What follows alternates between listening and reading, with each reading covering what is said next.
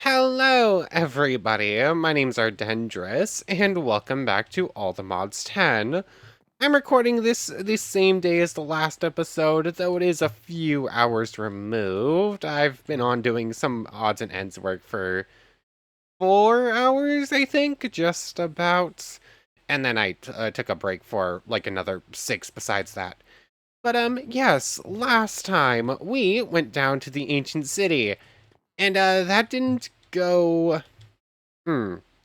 How did that go exactly? It didn't exactly go well, but it didn't exactly go horribly either. We managed to kill, I think, 2 wardens, but ended up dying to another 3. I don't know. We managed to get all the modium, so that's the important thing. We are now up to 7 of that and 3 there. Hmm. Hold on 1 second.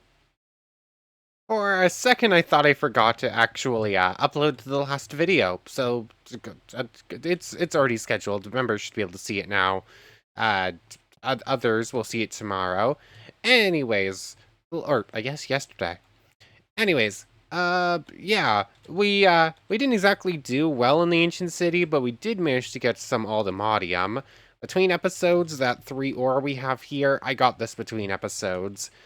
And I didn't actually go back to the ancient city. I'm not entirely sure. Apparently, that is a very rare spawn in normal deep dark biomes, but it appears to be a whole lot more common next to ancient cities, as far as I can tell. But other than that, we also made these projection scroll, and we used it with our very powerful glass sword here. Although they have made this significantly more expensive than it was in old versions. It's like orders of magnitude more expensive. I want to say it was like 100 Mahu or something like that to duplicate a sword, and then you got something with 1 durability. Now, it's hard to tell whether or not I'm actually getting something with 1 durability because we're duplicating a glass sword that already has 1 durability, but it cost 8,000 Mahu to do this once. In those 4 hours I have been on, I have managed to save up enough Mahu to do that 3 times. But it is pretty cool. They do carry over the spells. Not that the one that we put on is very great. Although I do want to go take one of these things into a fight, just to see if that like 40% durability damage ignoring thing actually will prevent it from breaking. But yeah, we explored the ancient city, got some of the loot out of the place, didn't very well succeed in getting all the good stuff out of it, but we should be able to head back there and try it again at some point. But today, or what are we getting up to? In that 3.5, 4 hours, I went to mining, and I got a whole bunch of coal, got a whole bunch of iron, and some other bits and pieces, because we are going to start up on technical mods. Like, we spent quite a while on a magic mods. Like, we got pretty far into ours, and pretty far. I say pretty far. We started up occultism at least. We could get another familiar as soon as we gain a way to move mobs. But that's going to take a bit more work, and this series is probably going to be 100 episodes, if not more. We probably should get some sort of automation going, so we'll have resources when we need them. But in order to do tech mods, there's a lot to start from. There's 2 important ones we're going to be looking at. Modern dynamics will allow us to create a quarry that will mine for us, and in fact, I think there are a couple other quarries, but I don't know how to set them up. So we're going to go. So it's probably going to be that one we start with. There's no mining laser. There's no laser like that. I feel like I saw something that was. I don't know. I think there's a couple different options for like automated mining, but I think modern dynamics might be the one we're going for. My sister left her room and her door sucks. You probably heard that loud squeak there. But so yeah, if we want to do ore things, we want to do that. Although we also want to set that up in the mining dimension. So I guess we're going to need some way to carry the energy over to that dimension with us, or set up energy there. Because the other thing we want is the hostile thing that will automate mob drops and all that good stuff. It's also very important. I think we could get a wither thing set up there, so just get infinite wither stars. So yeah, we definitely want all of that stuff set up. But to do any of that, we need power. Which leads us to, how are we going to do our starting power? Like, technically speaking, we have a single bronze or copper generator set up. But that's not really going to hold us if we start doing anything. So, we're left with the option of, what power system do we want to start with? And honestly, where's the fun in starting with like basic solar panels or windmill farms or whatever? Where's the fun in all that? I want to go the nuclear option. And I mean that in the most literal way possible. So, all this iron and all this coal I've been gathering, do I have it in a backpack somewhere? I thought I had it set up properly elsewhere. And I'm going to need all this uranium. I'm going to need all of this graphite, which is basically just smelted coal. And that's all pretty important. Graphite for casings, uranium. We are going to build a nuclear reactor from, what is the mod called? Extreme reactors. So, it's not edible, trust me. Based off the original mod, Big Reactors, Extreme Reactors allows you to build customizable multi-block reactors. The main element is, of course, uranium. You'll need this and a lot of coal and iron to get building. If you're ever lost along the way, refer to the Extreme book for help. Thank you for the raw uranium, and thank you for some experience. Cool. Anyways, we're going to be using this guidebook a lot. We still haven't tested self-atomic. We got that a couple episodes ago, but haven't really used it in a fight.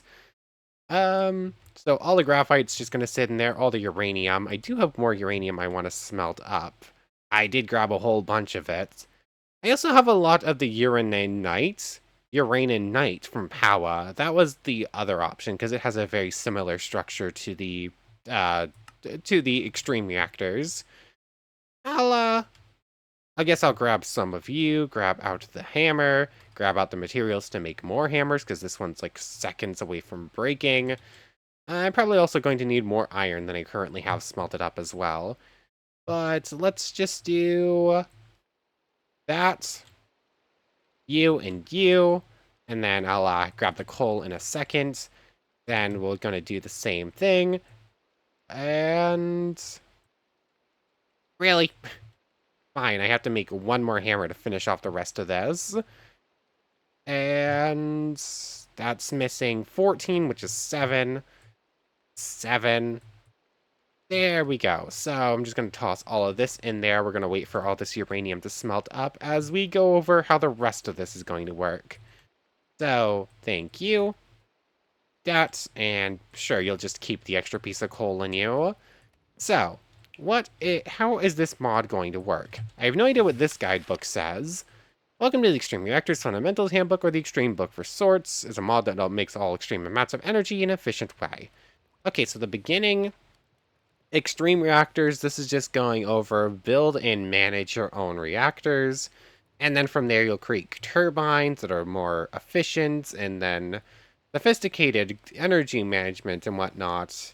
Then this is automations, controls, and you can go over what each thing does. We're just going to jump into things. I have a bad habit of getting too carried away reading every bit. But this page is a bit more important. It's going to tell us how to build our first thing. So we can see here it's a multi-block. The very basic one is 3x3. It's got ins and out ports. It's got something up there. It's a whole bunch of machine frames. And we've got some recipes in here as well. Yeah, this has a lot more information than we're going to need for a starting point. Let's just go with the quest log, shall we? So, we got the graphite, so that's going to give us some free redstone. We already read that one. Before we can start building a reactor, we'll need to smelt some coal or charcoal to create graphite ingots. Graphite coupled with iron is one of the main materials when making a reactor. And then from here, we need a a single piece of basic reactor glass, which is glass and a reactor casing. And then 4 reactor casings, so I guess 5, because we need one for the glass as well. Which is going to be 4 graphite, 4 iron, and a sand. Let's just go ahead. We're going to get 4 to 8. So how much do I need for everything else? You're going to get some free ones in there as well, but those ones also require some. And then here we need 21. And then all of these also require pieces, although we end up having to make most of them along the way. I don't know exactly how many we need. Let's just start with 12, I think. I think I'm carrying sand on me somewheres. Here it is. So 12 of these paired with a bunch of iron and a bunch of graphite, if I remember where I placed it. And I'm totally going to forget which way it was. I think graphite was corners. Nope, I got it right. So 12 reactor casings. Cool. And then one of these with glass on either side gets as a reactor glass basic. And we're just going to go with basic for now. I don't think we need to make an advanced reactor until it tells us to. But from there, to build a reactor, you'll need to start by making reactor casings. These make up the frames and walls of reactor. Along the walls, although the walls can be replaced by reactor glass if you'd like to see inside of your reactor. So we're going to have one wall be glass, just so we can look inside if we want, but for the most part, it's probably just going to be casings. When a part says basics, this means they can all be used with other basic parts. The basic parts can also only be used to build smaller reactors, as it has a certain size limit. Keep that in mind. Okay, we don't need to go too big with it. Obviously, we don't have a great need for a bunch of energy yet. That will come later. But from here, we need the reactor control rods. Every reactor needs reactor control rods and fuel rods. These control how fuel is inserted into the reactor. The control rods are placed on the top face of the reactor. You can also have more than one per reactor, but you must have at least one. Typically, the more you have, the more fuel the reactor can use and burn. That can mean more overall power, but at the cost of higher burn rates, depending on the setup of your reactor. Okay, so more fuel rods means using up more uranium, but you'll get more power out of it, of course. For every control rod, you'll need enough fuel rods to extend to the base of the reactor.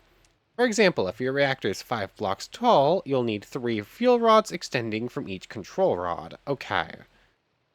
So, yeah, let's say I put this reactor control rod down at the very bottom. If it's a 5 block tall, 3 up from there, I guess.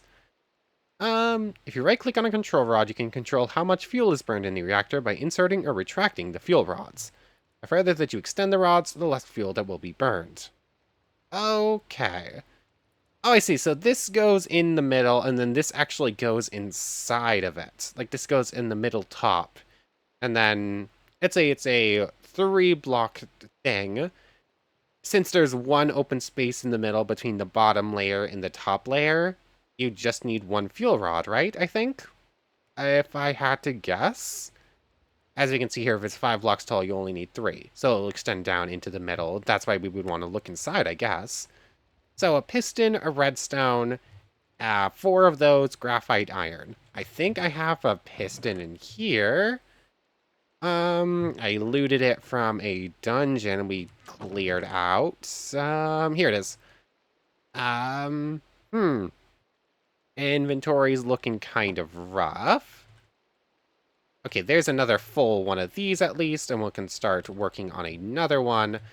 And grab out the piston. And then I still need the redstone, forgot that part. Oh, I already had redstone on me because I got it from an achievement. Or a quest log. That. I think it was like this, actually. And I've gotten something wrong. Redstone goes up top, and then it was 4 of those in the corners. I have this backwards.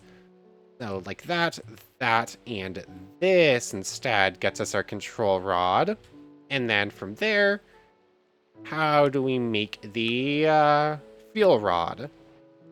2 regular glass, a uranium, and then it's graphite and iron. Cool. Not entirely sure why those are different. They look exactly the same, just different glasses listed there. But it's the same glass, it's just glass blower smelting products, glass blowing smelter products. Yeah, I'm not entirely sure why those are listed differently. It looks like those are just the same recipe. Oh well, doesn't really matter. Wrong button. So, glass and glass. I need a piece of uranium, forgot to grab it. It was one of these, and a single piece of uranium, which we have a bunch of. I accidentally grabbed out the explorer's compass. Do I have that right? And once again, I have messed it up somehow. Oh wait, no, this one didn't need any of those machine frame things. I'm just forgetting what most of these are as soon as I stop looking at them at this rate. But control our reactor fuel rod is pretty nice. Oop. So there is another quest complete. A few more reactor casings for free and some free experience. Interacting with the reactor. To extract power or items from your reactor, or even input fuel, you'll need these required blocks.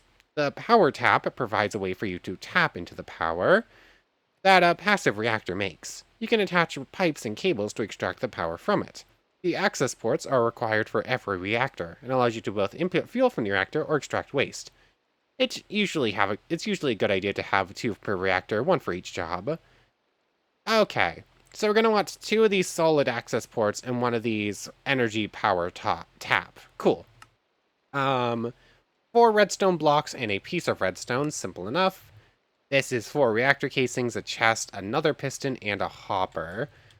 Inventory's such a mess right now. 1 second, let me clear a couple things and get together all the stuff we're gonna need.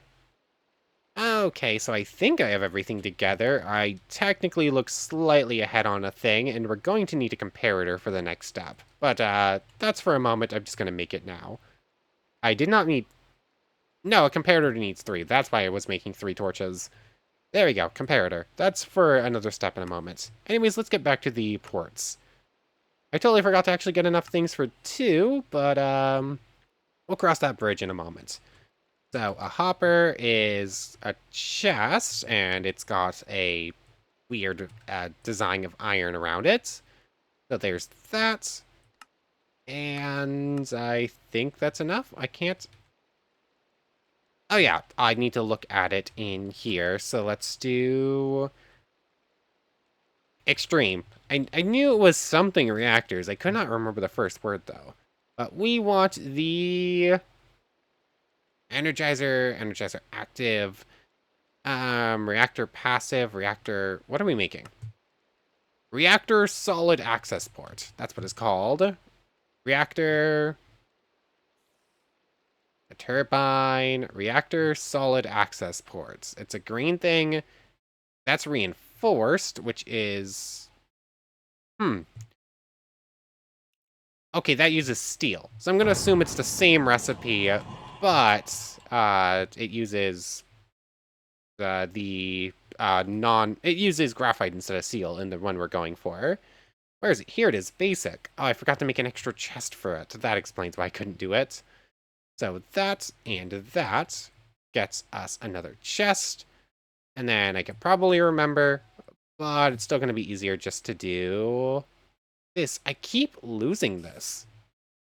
I cannot keep I cannot keep track of this thing. It just keeps disappearing into the list. Energy port, reinforced. It's green. Here it is. Nope, that's the reinforced option. Wait,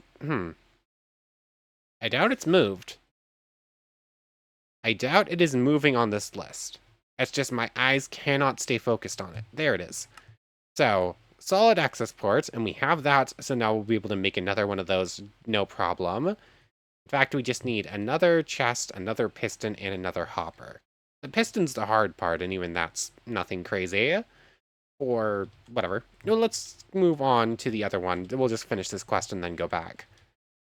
So from here, we need to make the reactor active forge energy power tap. Redstone, 4 redstone blocks, and 4 things. Cool. Redstone, 4 of these, and 4 of these. So, that one's simple. That gets this one done, a couple more free casings, some more experience. Next up is the reactor controller. It's the heart of the reactor. When a reactor is formed, you can right-click the terminal to open up the reactor interface. Depending on if it is a passively cooled or an actively cooled reactor, the interface will change. Passively cooled reactors are used to produce power directly by burning fuel. Actively cooled reactors use the heat created to vaporize the coolant, which is then sent into a turbine to create power. Okay, so basically, it's burning the uranium and essentially treating it as if it was a cool power plant versus how actual nuclear power plants work, in which case they just superheat water and it becomes steam and it turns turbines. It's basically every power generation is just how fast can the thing spin a wheel. That's essentially what all power burns down to. But create power.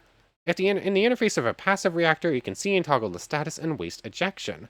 You also see the temps, how much FET the creator is producing, and how much fuel the reactor is burning per tick. Okay, so diamond comparator to uranium and the casings. That's why we needed the comparator here. And I forgot to grab the diamond. I thought I grabbed everything. I forgot probably the more important part. That's 4 of these in the corners, and then it was graphite, I think, right? Was it iron? Once again, I have completely forgotten as soon as I look away. It's a piece of redstone. Stop with the bosses. They keep jump scaring me. Now it's just called Emily. That's not even a boss name. Reactor controller basic. There's another quest complete. More free casings, a free reward, which is reactor fuel rod. Wait, no, that's a task. Oh, it's some lapis. Cool. And from there, we basically have everything we need. We just need 4 more reactor casings and 1 more solid access port. So that's to say, grab enough wood and enough cobble to make another thing. Get what we need for another hopper. How did I get iron in here? I don't even know. So cobble is over here. I know I have cobble elsewhere. Oh, here we go. 1, 2, 3, 4. I just need some wood, which I already have on me. Cool. That. So. Thank you.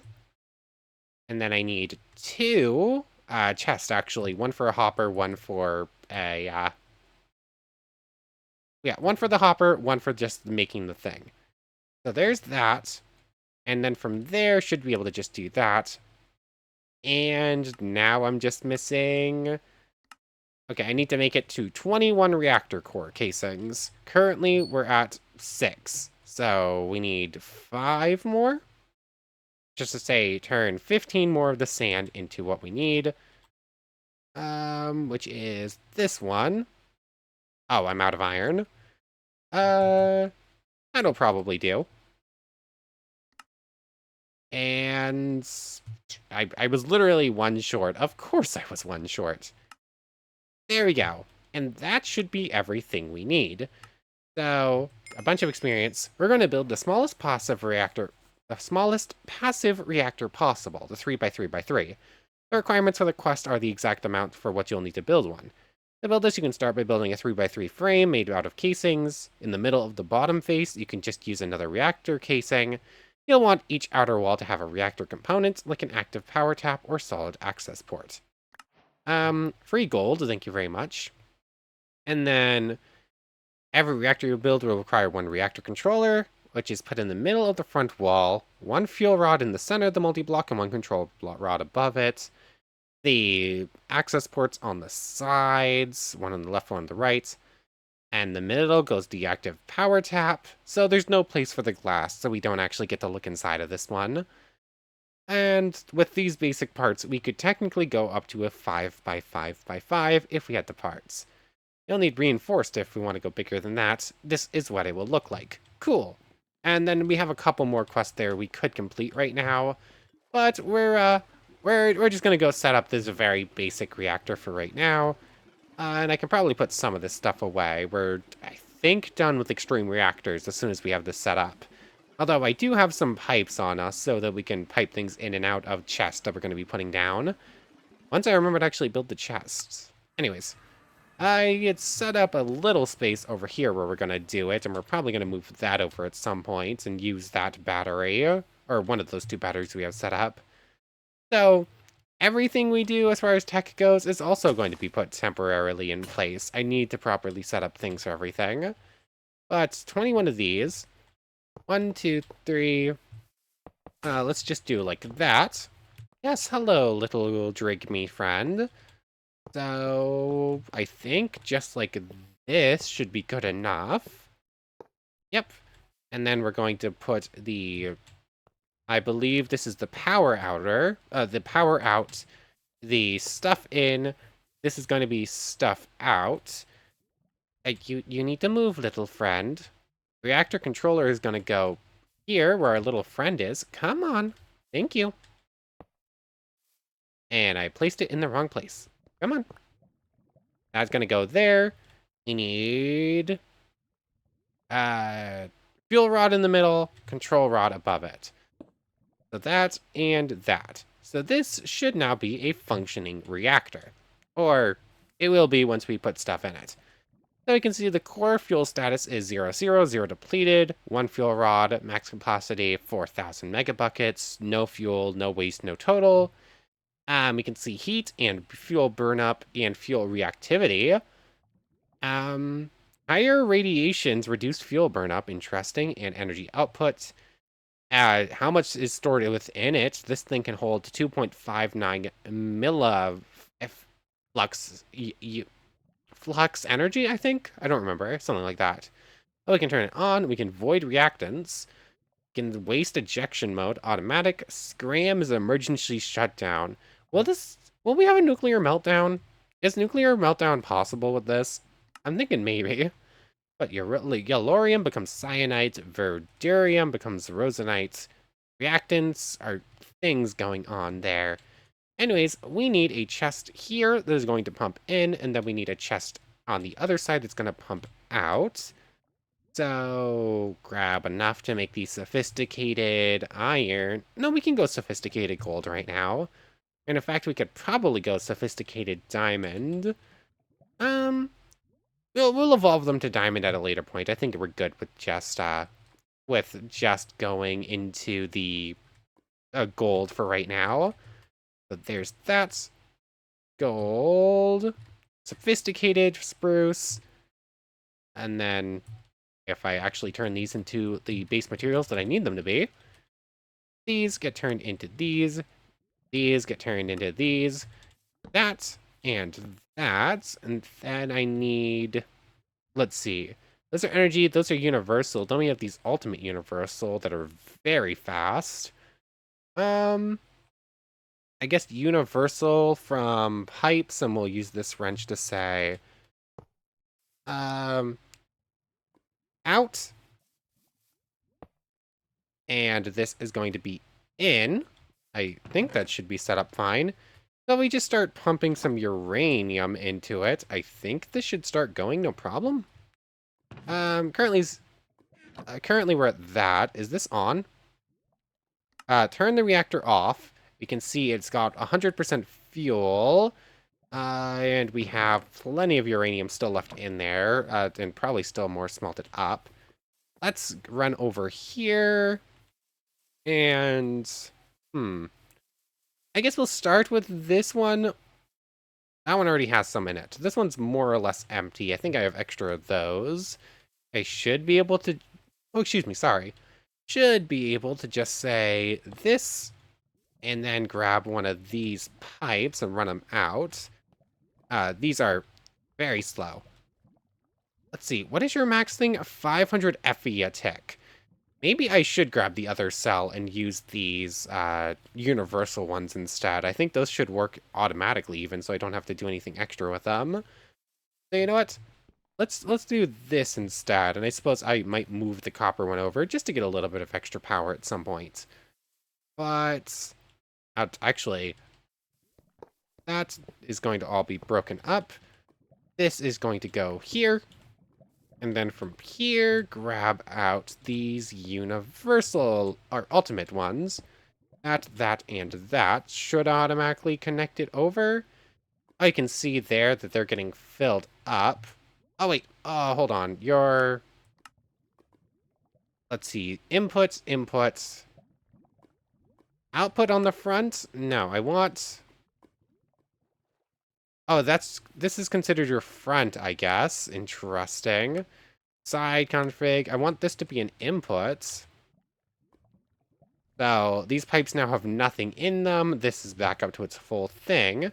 As soon as I hit this on button, this should start running, right? I was hoping it was going to get some sort of noise to go with it. Killa FE per tick. It's hot, but... I was going to say hot, but not too bad. It is hot, but it's not very far up on this bar. It is running at 700 Celsius. The fact that I can stand anywhere near this thing is silly. Like, I should be melting. Core heat of almost 900 Celsius is a lot. It's not actually storing much power in itself. It's very quickly getting rushed out of here. 2.53 kilo FE a tick. That seems like a lot. Oh, we're already filled up. Okay.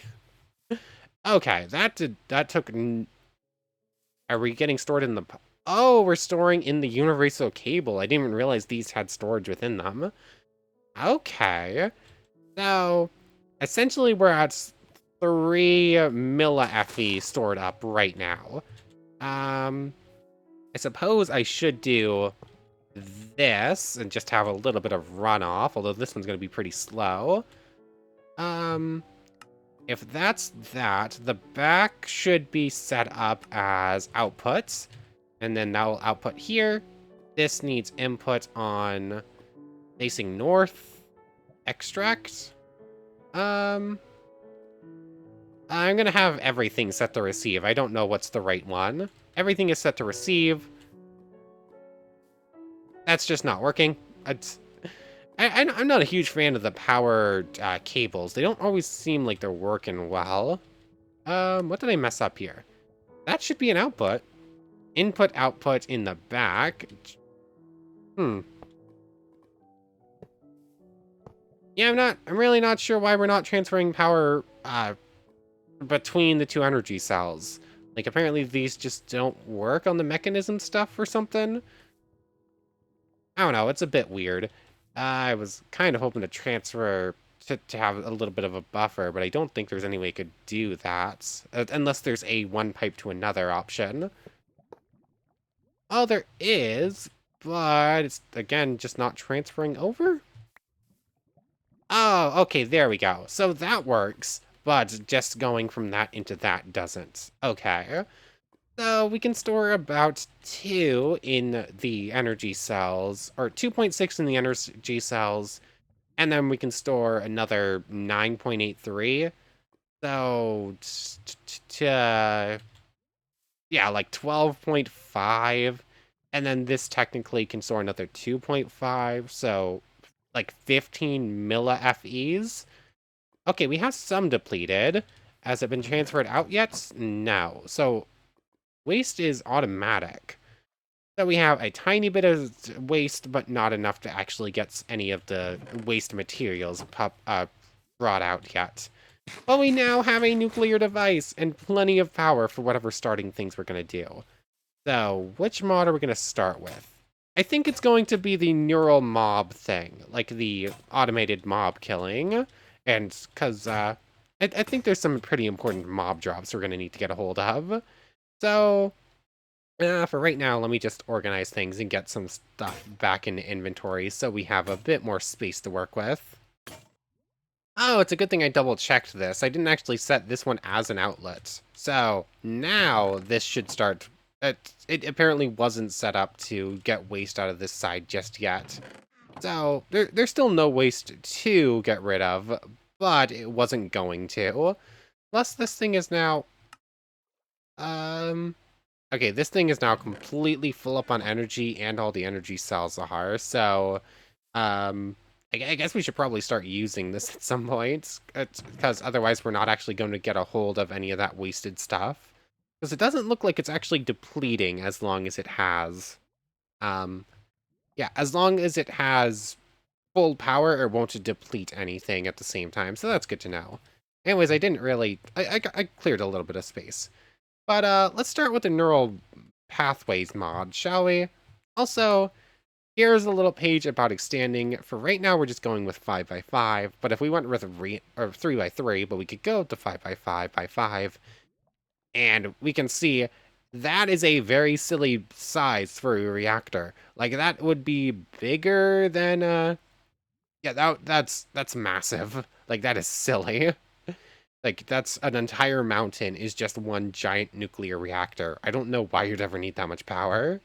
But we get some free steak out of that, just reading up on that. Fuel, we're pumping in uranium. We had some uranium to pump in, so we get some free honeycomb and experience. For that one, we actually need to get the waste out of it. And for that, the fluidizer.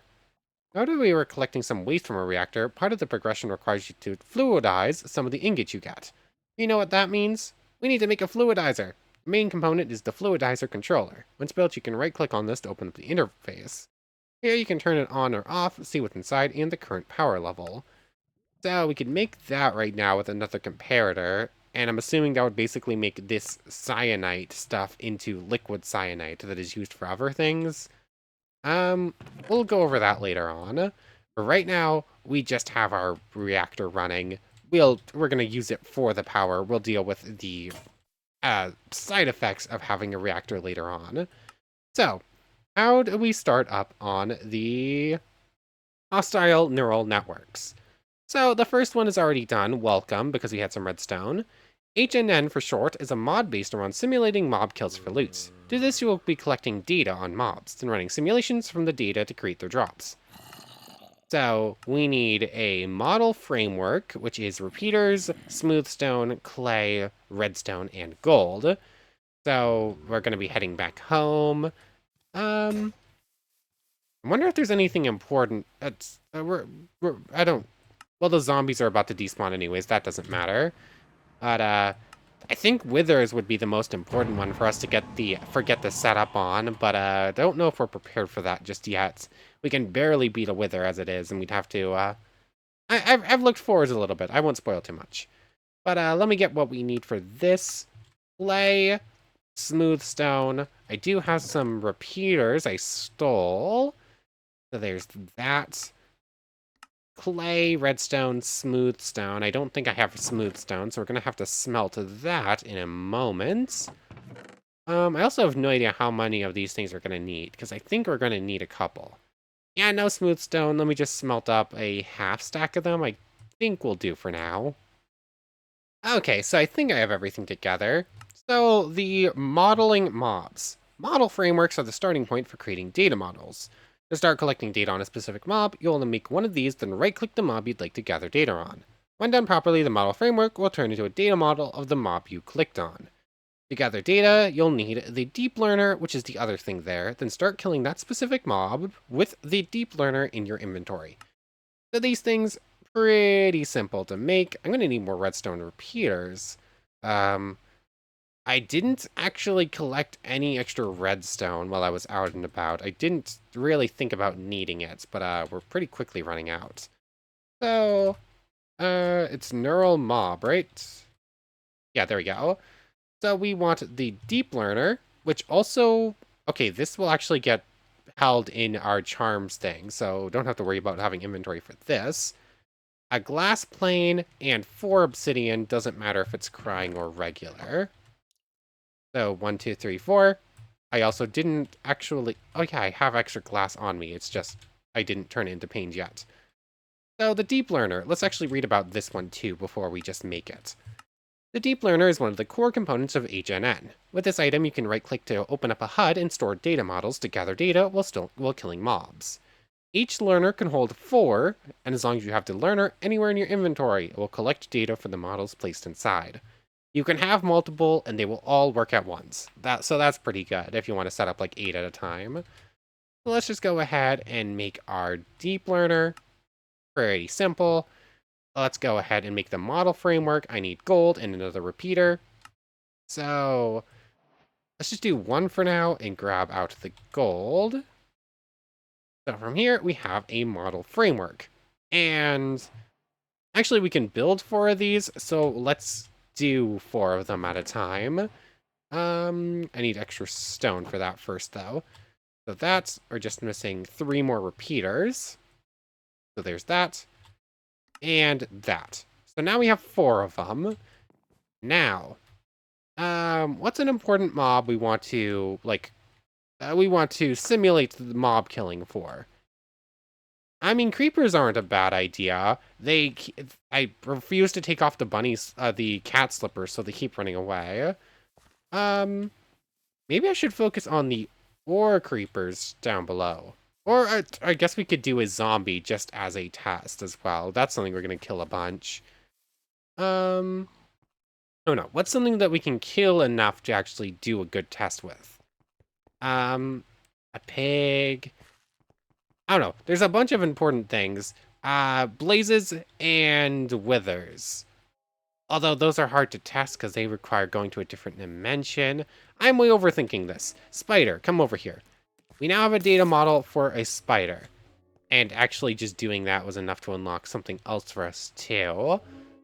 Um, would it be a, would there be any use in doing one of these for a villager? I don't think so. It simulates mobs being killed and dropping what they would get killed by, not you killing said mob. So it's not like we could set up one of these and have it work ultra big time to power up Morgana or something. Or Morgan, not Morgana. But with that, we get that one done, and we got this one done because we made it. Level up. Once you make your first data model, you'll need to level it up to be useful. Data models start out at the first tier, faulty. You'll need to at least level it to basic if you'd like to run some simulations on it. Once placed inside the deep learner, the HUD will tell you how many kills are required to level it up. You can also see this info on the model thing itself. Cool. So right-click the deep model. No data models found. Please insert a data model. Your models will be trained when placed in the deep learner. In order to train the model, you must deliver the killing blow. So we have training on spiders. We can... Nocturnal douchebags. Drop strands of strength for some reason. Cool. Model tier faulty. Model accuracy 0. Upgrades to basic and 6 kills. We can see how much experience and how much armor they have. Cool. So, oh, and we actually get something at the top left there as well. This is just a lot of information I wasn't expecting. Maybe we should do this to squids too, because whole thing with squids is that I'm gonna need a bunch of ink, and I'm not always gonna want to go swimming around from. So, data model on squids as well. So that will also go in there, and we can cycle through them. Found in water, aimlessly so. Drifts around without a goal. Some wish they would just go. Huh? I don't know. Anyways, there's one squid accomplished. What happens if we put it there? Will that just stay there on the top left, right, or top left all the time? Actually, hold on. Drowner is actually very important because we're going to want... there's probably a way to do that quick and open it back up. But I want to say there's something we need a bunch of Nautilus shells for. Like, I saw a couple of things actually require conduits. So there's that. Are there really no other squids around here? I want to get at least one thing to basic before we end off. But from here, we need simulation chamber. It's the main machine within it. When given power, it will run simulations based on the data model that is placed inside. The power required also depends on the data model placed inside and can be seen within the model's tooltip.